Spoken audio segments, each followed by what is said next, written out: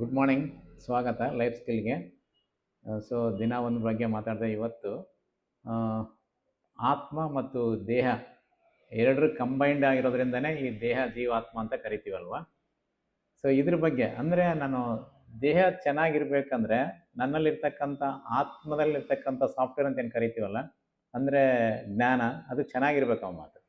ಈ ಎಕ್ಸಾಂಪಲಾಗಿ ಹೇಳ್ಬೇಕಂದ್ರೆ ಸಿಸ್ಟಮ್ ಇದೆಲ್ಲ, ಈ ಕಂಪ್ಯೂಟರ್, ಲ್ಯಾಪ್ಟಾಪ್ ಕಣ್ಣಿಗೆ ಕಾಣುತ್ತೆ, ಅದರಲ್ಲಿರ್ತಕ್ಕಂಥ ಸಾಫ್ಟ್ವೇರ್ ನಮ್ಮ ಕಣ್ಣಿಗೆ ಕಾಣೋದಿಲ್ಲ ಅಲ್ವಾ. ಸೊ ಎರಡರ ಕಾಂಬಿನೇಷನ್ನೇ ಲ್ಯಾಪ್ಟಾಪ್ ವರ್ಕ್ ಆಗುತ್ತೆ. ಅಕಸ್ಮಾತ್ ಸಾಫ್ಟ್ವೇರ್ ಸರಿ ಇಲ್ಲ ಅಂದರೆ ಲ್ಯಾಪ್ಟಾಪ್ ಸರಿಯಾಗಿ ವರ್ಕ್ ಆಗೋದೇ ಇಲ್ಲ. ಸೊ ನಾವು ಪ್ರತಿ ಸಾರಿನೂ ಸಾಫ್ಟ್ವೇರ್ ಅಪ್ಡೇಟ್ ಮಾಡ್ತಾ ಇರ್ತೀವಿ ನೋಡ್ರಿ. 6 ತಿಂಗಳಿಗೆ ಒಂದು ಸಾರಿ, ವರ್ಷಕ್ಕೆ ಒಂದು ಸಾರಿ ರಿಫ್ರೆಶ್ ಮಾಡ್ತೀವಿ, ಇಲ್ಲ ಅಪ್ಡೇಟ್ ಮಾಡ್ತಾ ಹೋಗ್ತೀವಿ.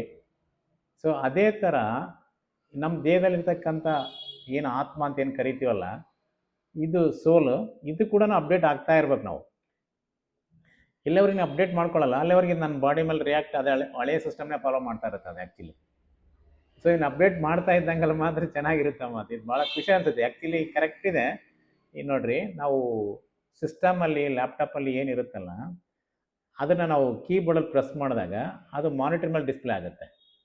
ಅದೇ ಥರನೇ ನನ್ನ ಬ್ರೈನಲ್ಲಿ ಏನು ಉತ್ಪತ್ತಿ ಆಗುತ್ತೆ ಥಾಟ್ಸು, ಅದು ನನ್ನ ದೇಹದ ಮೇಲೆ ಪರಿಣಾಮ ಬೀರುತ್ತೆ ಮಾತು. ಇದು ಈ ಎಷ್ಟರ ಮಟ್ಟಿಗೆ ಇದೆಯಪ್ಪ ಅಂದರೆ, ನಾನು ಪಾಸಿಟಿವ್ ಥಾಟ್ಸ್ನ ಏನಾದ್ರು ಕ್ರಿಯೇಟ್ ಮಾಡಿದ್ರೆ ಸೆರೋಟ್ರಿನ್ ಅಂತಕ್ಕಂಥ ಡೊಪಮಿನ್ ಉತ್ಪತ್ತಿ ಆಗುತ್ತಂತೆ. ಇದು ಹ್ಯಾಪಿ ಹಾರ್ಮೋನ್ಸ್ ಉತ್ಪತ್ತಿ ಮಾಡ್ಕೊಳ್ಳುತ್ತೆ. ಅಕಸ್ಮಾತ್ ಸ್ಟ್ರೆಸ್ಸು ಅಥವಾ ನೆಗೆಟಿವ್ ಇದ್ದರೆ ಸೆರೋಟೋಸಿಲ್, ಅಡ್ರಾಲಿನ್ ಅಂತಕ್ಕಂಥದ್ದು ಉತ್ಪತ್ತಿ ಮಾಡ್ತಂತೆ ಹಾರ್ಮೋನ್ಸ್. ಇದು ತುಂಬಾ ತೊಂದರೆ ಕೊಡ್ತಕ್ಕಂಥ ಹಾರ್ಮೋನ್ಸ್. ಸ್ಟ್ರೆಸ್ಸು, ಪ್ರೆಷರ್ಸು, ಟೆನ್ಷನ್ಸ್ ಆಗ್ತಕ್ಕಂಥ ಹಾರ್ಮೋನ್ಸ್ ಉತ್ಪತ್ತಿ ಆಗುತ್ತೆ ನೋಡ್ರಿ. ಎಷ್ಟು ಒಂಥರ ಅದ್ಭುತವಾಗಿದೆ ಅಂದರೆ ಈ ಬ್ರೈನ್ಗೂ ಮತ್ತು ಈ ದೇಹಕ್ಕೂ. ಎಲ್ಲೇವರೆಗೂ ನನ್ನ ದೇಹಕ್ಕೆ ಸರಿಯಾದ ಊಟ ಕೊಟ್ಟು ಮೇಂಟೈನ್ ಮಾಡ್ಕೊಳ್ತೀನಿ, ಅದೇ ಥರ ಆತ್ಮಕ್ಕೂ ಸರಿಯಾಗಿ ಊಟ ಕೊಟ್ಟು ನಾನು ಮೇಂಟೈನ್ ಮಾಡ್ಕೊಳ್ತಾನೆ ಇರಬೇಕು ಮಾತು. ಸೊ ಆತ್ಮದಲ್ಲೇ ನಮಗೆ ಮನ, ಬುದ್ಧಿ, ಸಂಸ್ಕಾರ ಇದೆ ಮಾತು. ಚೈತನ್ಯ ಶಕ್ತಿ ಇದೆ. ಈ ಆತ್ಮ ಒಂದ್ಸರಿ ಹೊರಗಡೆ ಹೋದರೆ ಈ ದೇಹನ ಯಾರು ಬೆಲೆನೇ ಕೊಡಲ್ಲ, ಹೋಗಿ ಮಣ್ಣಲ್ಲಿ ಹಾಕಿ ಬರ್ತೀವಿ, ಸ್ಮೆಲ್ ಬರುತ್ತೆ ಅಂತ ಹೇಳ್ತೀವಿ.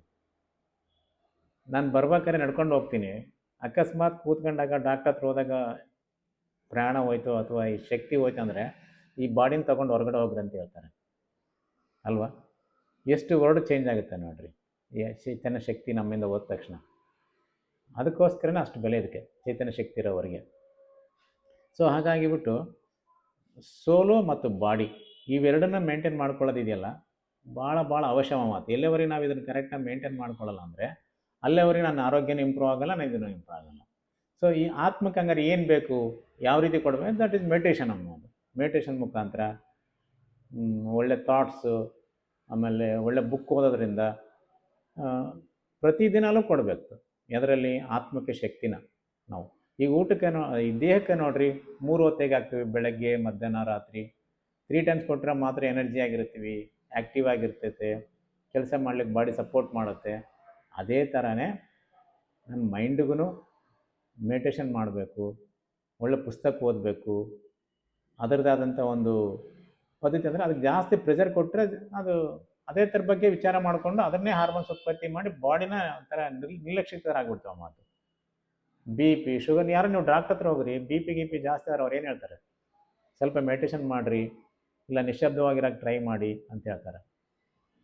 ನಿಶ್ಶಬ್ದನೇ ಥಾಟ್ಲೆಸ್ ಆಗಿರೋ ಅಂತ ಹೇಳ್ಬಿಟ್ಟು ಥಾಟ್ಸ್ ಕಡಿಮೆ ಮಾಡ್ಕೊಳ್ರಿ, ಇಲ್ಲ ಥಾಟ್ಸ್ ಬರ್ತಕ್ಕಂಥ ಪ್ರೆಷರ್ನ ಕಡಿಮೆ ಮಾಡಿ ಅಂತ ಹೇಳ್ತಾರೆ ಮಾತು. ಸೊ ಇದು ಭಾಳ ಭಾಳ ಮುಖ್ಯನೇ. ಸೊ ನಾವು ಎಲ್ಲೇವರೆಗೆ ನಮ್ಮ ಬ್ರೈನು ಒಂಥರ CPU ಥರ ಕೆಲಸ ಮಾಡುತ್ತೆ, ನರ್ವ್ಸು ವೈರಿಂಗ್ ಥರ ಕೆಲಸ ಮಾಡುತ್ತೆ, ಆಮೇಲೆ ಹಾರ್ಮೋನ್ಸು ಬಾಡಿ ಮೆಸೇಜನ್ನು ತಂದು ಕೊಡುತ್ತೆ ಮಾತು. ಸೊ ಹಾಗಾಗಿಬಿಟ್ಟು ಎಲ್ಲಿ ಈ CPU ಸರಿ ಇಲ್ಲ ಅಂದರೆ ಇಲ್ಲಿಂದ ಬರ್ತಕ್ಕಂಥ ಮೆಸೇಜಸ್ ಕೂಡ ಸರಿ ಇರೋಕ್ಕಲ್ಲ ನಮಗೆಲ್ಲ. ಸೊ ಇದನ್ನು ಮೇಂಟೈನ್ ಮಾಡ್ತಕ್ಕಂಥದ್ದು ಭಾಳ ಅತ್ಯವಶ್ಯ ಇದೆ. ಸೊ ಪ್ರತಿದಿನಲೂ ಪ್ರತಿಯೊಬ್ಬರು ಮನುಷ್ಯನೂ ಕಂಪಲ್ಸರಿ ನಮ್ಮ ಬ್ರೈನಿಗೆ ಬೇಕಾಗಿರ್ತಕ್ಕಂಥ ಊಟನ ಕಂಪಲ್ಸರಿ ಆಗಬೇಕು. ಈ ಫಿಸಿಕಲ್ ಬಾಡಿಗೆ ಹೆಂಗೆ ಆಹಾರ ಕೊಡ್ತೀವೋ ಅದೇ ಥರ ಮೈಂಡ್ಗೂ ಒಂದು ಆಹಾರ ಕೊಟ್ಟರೆ ಖಂಡಿತವಾಗಿ ಚೇಂಜಸ್ ಆಗುತ್ತೆ, ಒಳ್ಳೆ ಆರೋಗ್ಯ ಮೇಂಟೈನ್ ಮಾಡ್ಕೋಬೋದು. ಸೊ ಇದು ಭಾಳ ಸುಲಭವಾಗಿದೆ. ಈವನ್ ನಿಮಗೆ ಮನೇಲಿ ಮಾಡೋಕ್ಕಾಗಲಾರೆ ಎಲ್ಲ ಸತ್ಸಂಗಕ್ಕೆ ಹೋಗಿ ಕೂತ್ಕೋಬೋದು, ಇಲ್ಲ ನಮ್ಮ ಓಂ ಶಾಂತಿಯಲ್ಲೇ ತುಂಬ ಚೆನ್ನಾಗಿ ಹೇಳ್ಕೊಡ್ತಾರೆ. ಎಸ್ಪೆಷಲಿ ಓಂ ಶಾಂತಿಯಲ್ಲಿ ಆತ್ಮದ ಬಗ್ಗೆ ಹೇಳ್ಕೊಡುವಷ್ಟು ಬಹುಶಃ ಬೇರೆ ಎಲ್ಲೂ ಹೇಳ್ಕೊಡಲ್ಲ, ಅಷ್ಟು ತುಂಬ ಚೆನ್ನಾಗಿ ಹೇಳ್ಕೊಡ್ತಾರೆ. ಆತ್ಮ ಅಂದರೆ ಏನು, ಪರಮಾತ್ಮ ಅಂದರೆ ಏನು, ಸೃಷ್ಟಿ ನಾಟಕ ಅಂದರೆ ಏನು, ಕರ್ಮ ಅಂದ್ರೇನು, ವಿಕರ್ಮ ಅಂದರೆ ಏನು, ಸಂಬಂಧ ಅಂದರೆ ಏನು, ಇದು ಭಾಳ ಸವಿಸ್ತರವಾಗಿ ಹೇಳ್ತಾರೆ ಆ ಮಾತು. ಅಲ್ಲಿಗೆ ಹೋದ್ಮೇಲೆ ಸಾಕಷ್ಟು ಚೇಂಜ್ ಮಾಡಿಕೊಂಡೆ ನನ್ನ ಲೈಫಲ್ಲಿ. ಸೊ ನೀವು ಚೇಂಜ್ ಮಾಡ್ಕೋಬೋದು. ನೀವು ಎರಡಕ್ಕೂ ಊಟ ಹಾಕ್ಬೋದು. ಒಂದು ಭೌತಿಕವಾದ ಶರೀರಕ್ಕೆ ಸಸ್ಯಾಹಾರಿ ಏನು ಬೇಕಾದ್ರೂ ಮಾಡ್ಕೋಬೋದು. ಇನ್ನೂ ಒಂದು ಕಣ್ಣಿಗೆ ಕಾಣದಿರ್ತಕ್ಕಂಥ ಸೋಲು ಆತ್ಮಕ್ಕೆ ಏನು ಬೇಕು ಅದನ್ನು ಕೂಡ ಕೊಡ್ಬೋದು. ಸೊ ಇದ್ರ ಬಗ್ಗೆ ಇನ್ನೂ ಹೆಚ್ಚಿನ ಮಾಹಿತಿ ಬೇಕಂದರೆ ನನ್ನ ಫೋನ್ ಮೂಲಕ ಅಥವಾ ಇದ್ರ ಮೂಲಕ ನೀವು ಕಾಂಟ್ಯಾಕ್ಟ್ ಮಾಡಿಕೊಂಡ್ರೆ ನಿಮ್ಗೆ ಖಂಡಿತವಾಗಿ ಹೆಲ್ಪ್ ಮಾಡ್ತೀವಿ 1 to 1. Thank you. ಓಂ ಶಾಂತಿ.